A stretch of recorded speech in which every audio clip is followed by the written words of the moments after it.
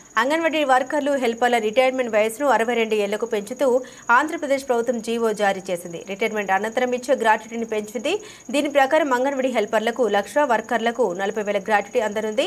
ఆంధ్రప్రదేశ్ ముఖ్యమంత్రి నారా చంద్రబాబు నాయుడు ఇవాళ అంతర్జాతీయ మహిళా దినోత్సవం సందర్భంగా ప్రకాశం జిల్లా మార్కాపురంలో పర్యటించారు. మార్కాపురంలో నిర్వహించిన మహిళా దినోత్సవంలో పాల్గొని ఎస్హెచ్జి స్వయం సహాయక బృందాలు ఏర్పాటు చేసిన స్టాళ్లను చంద్రబాబు పరిశీలించారు.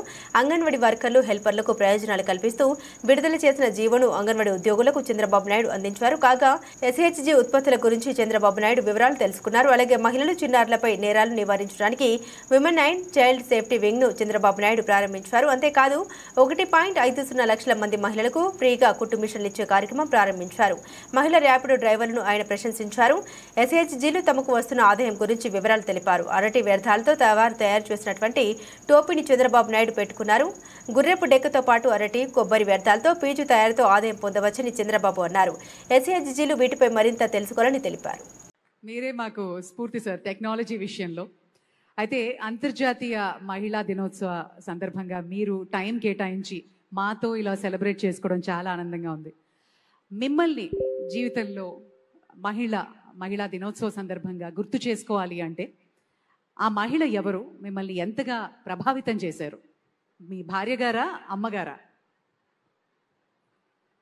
ఎవరికి వారే. కానీ ఈరోజు మీరు ఒకసారి చూస్తే మా మిస్సెస్ ఉంది. ఎందుకంటే అందరికి కూడా ఒక ఆలోచన ఉండాలి. అవకాశాలు ఇస్తే అవకాశాలు ఉపయోగించుకోవాలి. అదే సమయంలో మన సమర్థత నిరూపించుకునే అవకాశం వస్తుంది. బిగినింగ్లో మా మిస్సెస్ కూడా వ్యాపారాలు చేయడం తెలియదు. ఇంట్లో కూడా వాళ్ళకు అవసరం లేదు కాబట్టి ఎన్టీ రామారావు గారు కుమార్తెగా ఏ పని చేయాల్సిన అవసరం లేదనే ఉద్దేశంతో నేర్చుకోలేదు. నేను మంత్రి అయిన తర్వాత మళ్ళీ నాకు రాజకీయాల్లో యాక్టివ్గా 89లో మినిస్టర్ అయ్యే పరిస్థితి, 94లో మినిస్టర్ అయ్యాను. అప్పటికి నేను ఒక చిన్న ఇండస్ట్రీ పెట్టాను ఫ్యామిలీ బిజినెస్ కోసం. అప్పుడు ఇంట్లో లోకేష్ చిన్న కుర్రాడు. అప్పుడు నేను ఆలోచించి బిజినెస్ చూసుకోమని మా మిస్సెస్ను కోరాను. ఆవిడ రిలక్టెంట్గా రిఫ్యూజ్ చేశారు. బిగినింగ్లో నేను గట్టిగా చెప్పాను, ఎవరో ఒకరు చూసుకోవాలి, నేను మంత్రిగా ఉన్నాను, నాకు టైం ఉండదు, అది కాకుండా బిజినెస్ చూడడం కరెక్ట్ కూడా కాదు అని చెప్పితే యాక్సెప్ట్ చేసింది. యాక్సెప్ట్ చేసిన తర్వాత నేను మంత్రిగా ఉండి మళ్ళా ముఖ్యమంత్రి అయ్యాను. 10 ఏళ్ళు రాజకీయాల్లో యాక్టివ్గా ఉంటే అక్కడి నుంచి అంచెలంచెలుగా ఒక సాధారణమైన మహిళ హెరిటేజ్ కంపెనీని డెవలప్ చేసి పిల్లలను కూడా అందరినీ, మా అబ్బాయిని కూడా బాగా చదివించి పెళ్ళైన తర్వాత ఇద్దరిని కూడా స్టాన్ఫోర్డ్ వరకు చదివించే పరిస్థితికి వచ్చిందంటే అది మహిళలకు ఉండే శక్తి అని చెప్పి నేను మీకు తెలియజేస్తున్నా. ఇప్పుడు అక్కడితో ఆగలేదు. ఎన్టీఆర్ మెమోరియల్ ట్రస్ట్ ద్వారా సేవా కార్యక్రమాలు చేస్తూ ఉంది. అంటే ఇప్పుడు సర్వీస్ యాక్టివిటీస్కి వెళ్ళింది. అంటే ఒక మహిళ మీరు గుర్తుపెట్టుకోవాల్సింది 10 మందికి స్ఫూర్తినిచ్చే స్థాయికి మీరు ఎదగాలి. నేను మా ఇంట్లో కూడా ఊహించలేదు. అలాంటిది మా మిస్సెస్ చేయగలిగిందంటే అందరికీ ఆ శక్తి ఉంది. అందుకే నేను మనస్ఫూర్తిగా మా మిస్సెస్ని అభినందిస్తున్నా. ఎందుకంటే ఓసారి మనం కూడా అక్నాలెడ్జ్ చేయాలి మంచి చెడుల్ని. అలాంటి మంచి చెడులు చేసినప్పుడు నాకు ఎలాంటి ఇబ్బంది లేకుండా అన్ని పనులు చూసుకోవడమే కాకుండా అవసరమే 10 రూపాయలు ఇచ్చే శక్తి కూడా సంపాదించుకునేది. నాకు ఖర్చు పెట్టమంటే పెట్టే పరిస్థితి ఉన్నారు. నేను రాజకీయాల్లో సంపాదించలేం కాబట్టి వ్యాపారాల్లో సంపాదించే పరిస్థితికి వచ్చారు. కాబట్టి this is a great day. ఎందుకు ఈ మెసేజ్ ఇస్తున్నారంటే కష్టపడితే మీరందరూ కూడా ఒక పెద్ద ఎత్తున పేరు తెచ్చుకునే అవకాశం వస్తుంది. అది ఒక రోజులో కాదు, నిరంతరం ఆలోచించాల్సిన అవసరం ఉంది.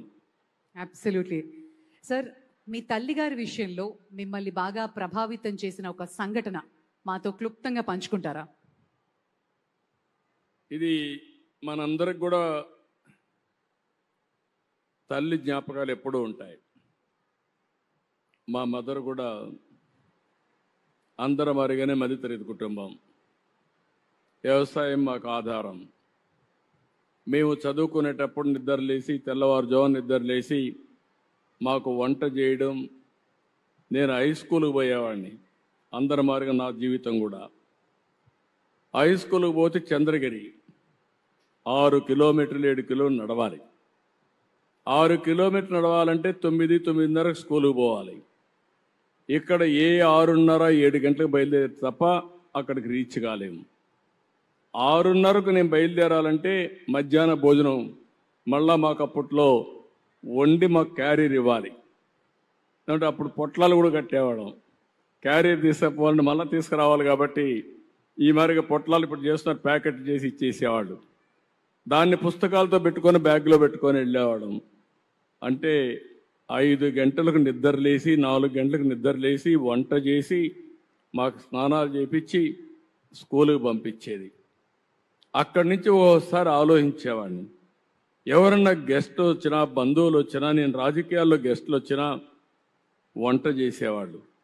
ఆ వంట చేసినప్పుడు ఆ వంట గదికి పోయి వస్తే బయట వస్తే కళ్ళంతా నీళ్లు కనపడేటివి. అంటే ఆ పొగంతా వచ్చేది, కడుపులోకి పొగబోయేది, కళ్ళ నీళ్లు వచ్చేటివి. అది చూసిన తర్వాత నాకు అనిపించింది, నేను ముఖ్యమంత్రి అయిన తర్వాత నా తల్లి పడిన కష్టాలు ఏ ఆడబిడ్డ పడకూడదనే ఉద్దేశంతోనే దీపం ద్వారా వంట గ్యాస్ సిలిండర్లు మీకు ఇచ్చాను. దేశంలో ఎవరికీ ఆలోచన రాలేదు. మా తల్లి కష్టాలు చూశాను. అందుకే నా ఆడబిడ్డలు అవస్థ పడకూడదనే ఉద్దేశంతో 95-97లోనే ఆడబిడ్డలందరికీ గ్యాస్ సిలిండర్లు ఇచ్చాను.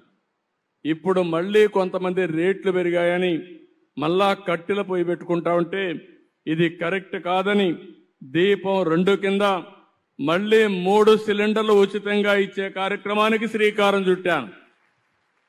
ఇది స్ఫూర్తి.